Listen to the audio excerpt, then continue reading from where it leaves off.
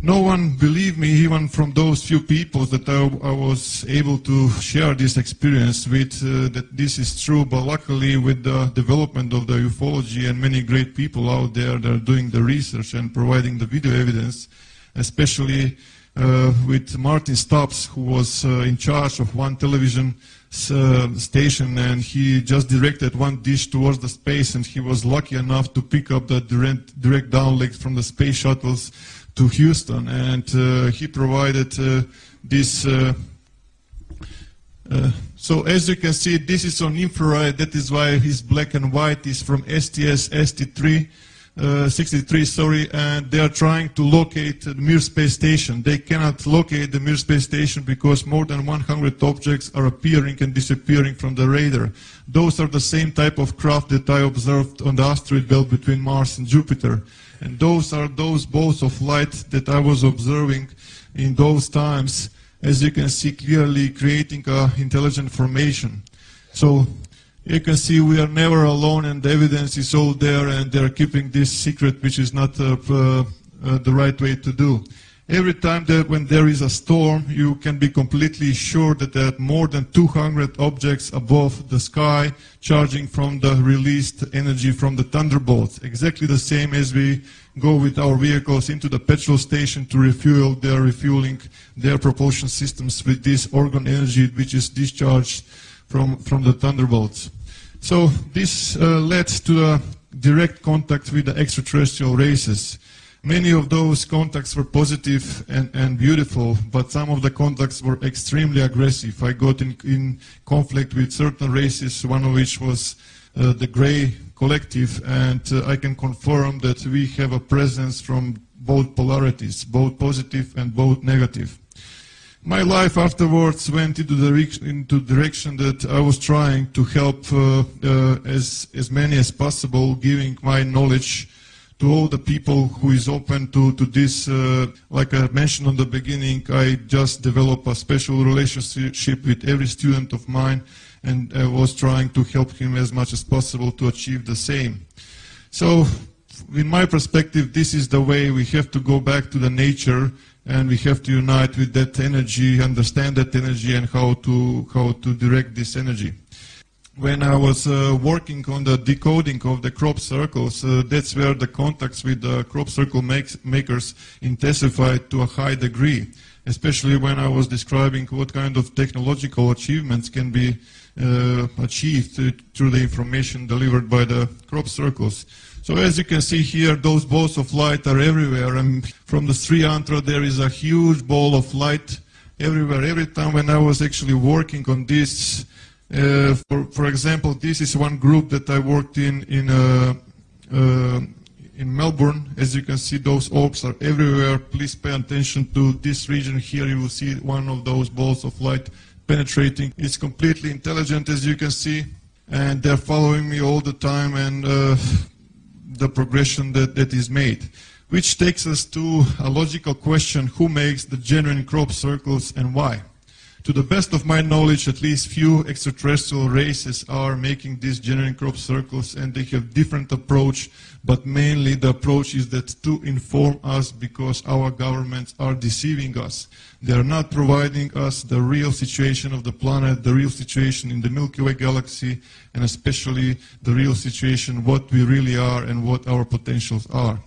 So, to the best of my knowledge, as you can see, more than 20,000 crop circles are delivered, and usually the question that comes to me is where they're coming from. They're coming from many dimensions, and they live on many places, even in physical dimension, even in other dimension, but as you can see, they're using this like a portals. As you can see how they're actually penetrating our dimension, influencing with the microwave energy or electromagnetic energy, if you will. Once again.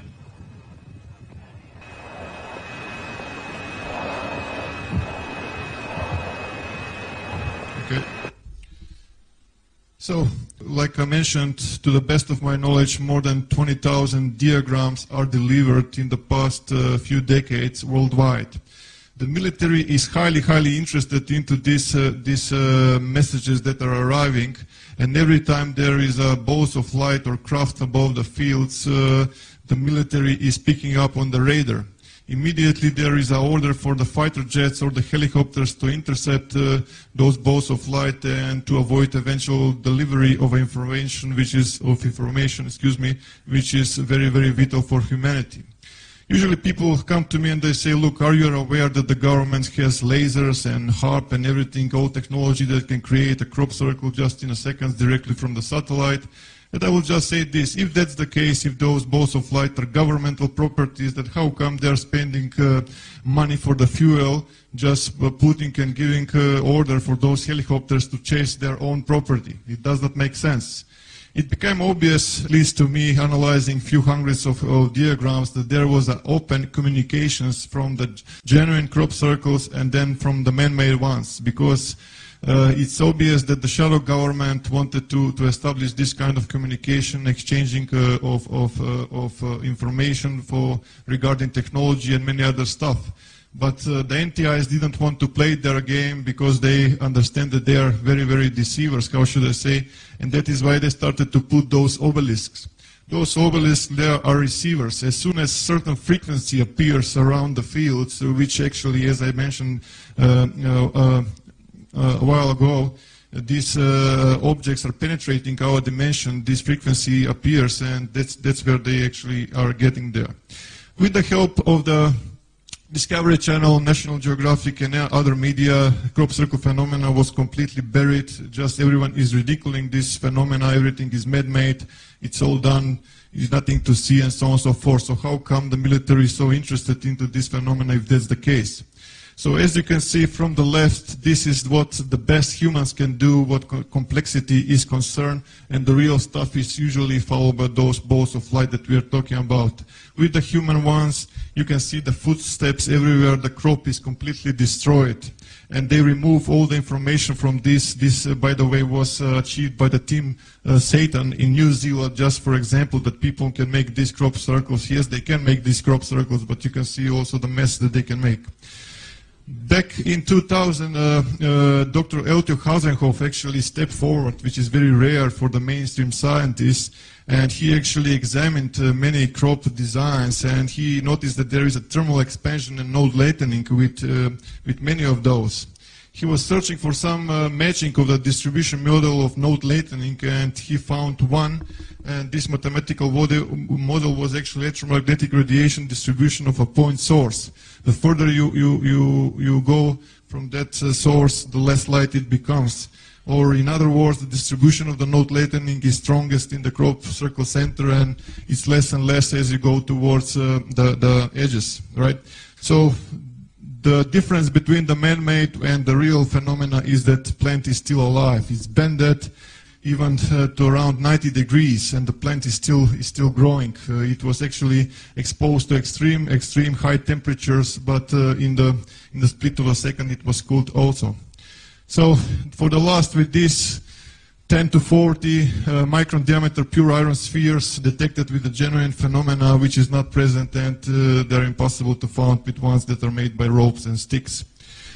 They just transmitted a search. There is something extraordinary that is happening at the moment in the Milky Way galaxy, and search for Power L. That was all that I was able to pick up. And when Milky Way galaxy is concerned, it's very difficult for us to determine the right proportions and the right shape and appearance of the Milky Way, because we are seeing it all the time from an angle. But the extraterrestrials are saying that this Milky Way galaxy actually has the 7 spiral arms. So before any one of you recognize the all-seeing eye inside this and you say, like, here is another Illuminati agent in disguise, I can assure you that that's not the case. Let me just explain about this. I asked the NTIs about what this thing is, and they said this is neither positive, neither negative. It's just simply energy, and the contact which is made actually is polarizing this energy. For the Illuminati, it's meaning something else, but also there is another side of the coin. So let's just analyze for a while, right? Sorry. And one of the professors in Germany Linguistic Academy, Professor Kurt Schulman actually made a translation, and he stated that these writings is matching the time of the ancient Sanskrit, and the literal translation is "the Son of the Creator comes." So what is this eye that we are seeing everywhere in the space? The interesting thing is that there is a gate, and there is something coming from this gate. They are referring to the Sagittarius A star, which is a code name for the supermassive black hole in the Milky Way galaxy center. There is a hole and there is an explosion. As you can see, hole and explosion, and they're referring to this. When those galactic cores explosions happen, there are two things that are appearing. First, there is a cosmic jet that goes perpendicular to the galactic plane, and there is a wave of energy that is spreading along the galactic plane towards the edges of the galaxy. When you throw a rock into the pond, right, or into lake, you will have a disturbance. You will create a concentric circles. You will create waves, right? So that's the same what they are saying. There is a wave. Watch out that there is a wave. And the wave is coming from the galactic center. Again, you can see a plane with birds in two directions. They're actually referring to the galactic plane because they inform me what they're trying to say. And even more birds going into two directions, and they're referring to this, and I will explain this in more detail. The energy is extreme, is going towards the edges. It's massive, it's flying fast. It's going to hit the sun. When it's going to hit the sun, it's going to change how the sun is spending its fuel. Is going to produce that sun moves from its so-called main sequence into what is known red giant phase. So what will happen in our solar system in the near future, right? So for this, we can analyze the pictogram that arrived on July 15, 2008. It is obvious a solar system, and when you analyze, you see that it's completely matching our solar system and the planets in it. So they even left a dot for a moon, and also they left a ring for Saturn. Again, the anomaly was found, and the crop is not destroyed by the mechanical force. So another parallel. So it's not the first time that those amazing blue displays are observed from International Space Station. So someone is referring us very strongly that we pay attention to a certain time frame, to a point in time, which is 23rd of December 2012. Just 7 days after, on July 22nd, 2008, update appeared, and which in my perspective is a Rosetta Stone to everything we need to know what 2012 and 2013 event is all about. So let's just analyze this for a while. Our sun is not in the same size anymore. It become bigger. Mercury was fallen and Venus was fallen, which leaves us Earth and Mars dangerously close. There is some kind of object appearing very close to our solar system, which exactly, if you apply astrophysics and you find astronomical charts, you will find that it is coming from the Virgo constellation.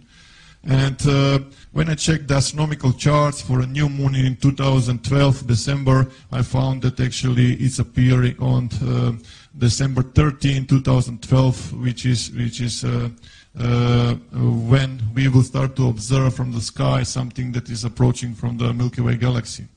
And down further, we can see different symbology here, a Milky Way galaxy with the depicted galactic plane, cosmic snake, cosmic kundalini or nexus or whatever suits your terminology, snail, spiral, again a new moon, and two stars in the Ficus star constellation, which is very close to the sun in that particular time.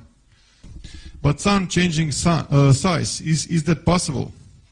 Definitely it is. This is just a small example of the life of a star. From the stellar nebula, from the gravity, we get two types of stars, average star and a massive star. Average stars is a type of star that our sun is at the moment, which is a yellow dwarf type of star. Yellow because of the color of the surface, and dwarf because it's a small for a star. When the fuel is exhausted, it moves into the next stage of its life. How should I put it? It becomes a red giant, where the outer layer gets more cooler, it loses brightness, it gets more reddish, but the core of the star collapses. And eventually, the outer layer is released and becomes a planetary nebula, and the only thing that is left from the star is the so-called white dwarf, or the core of the star. And the other ones, which are massive stars, they go into the red supergiants, but they go into supernova, and from supernova they can end up like a neutron stars, or mini black holes.